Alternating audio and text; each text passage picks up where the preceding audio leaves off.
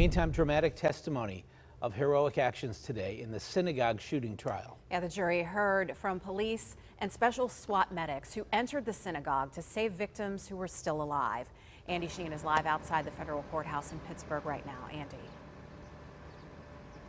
Well, Kim, there's been testimony of death and horror, but there's also been testimony of incredible heroism, beginning with SWAT officer Michael Salduti. With the gunman having barricaded himself inside an upstairs office, SWAT officer Michael Salduti followed fellow SWAT officer Tim Matson into the room, when Matson was instantly hit with a hail of bullets. No sooner had he stepped into the room, I saw his body and head turn left, and he went straight down, Salduti said. I could see his pant leg was actually puffing up, and there were holes in his pants. He was being shot. Salduti was asked if he heard the shots, and he said no. He went on to describe a state of what he called spontaneous fear, where time becomes distorted, you have tunnel vision, and you lose your ability to process sound. Still, he laid down in front of Matson to shield him.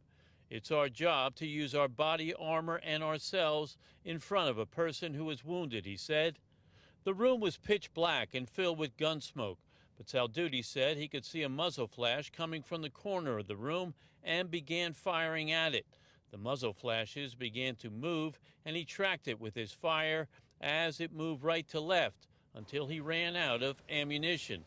It was the worst feeling in my life, he testified, to run out of ammunition and my friend wounded. It was one of the worst feelings I'd ever had. Salduti crawled out of the room, and other officers dragged Matson out to safety. Meanwhile, downstairs, SWAT medics Eric Barazzato and Justin Seipolt described scenes of horror, and the prosecution showed the jury disturbing pictures of those who perished from devastating wounds. But Barazzato and Seipolt also rescued Dan Legger, who was gravely wounded with a gunshot wound to the abdomen. The prosecution playing a 911 tape of Seipolt shouting, "I got one alive."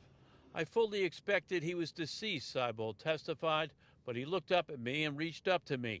I was very surprised.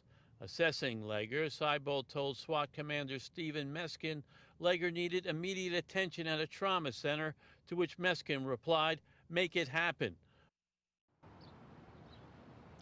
Now, Dan Legger would survive, and last week he testified to his immense gratitude to both Seipolt and Barazzato. Testimony resumes tomorrow. Reporting live at U.S. Federal Court, Andy Sheehan, KDKA News.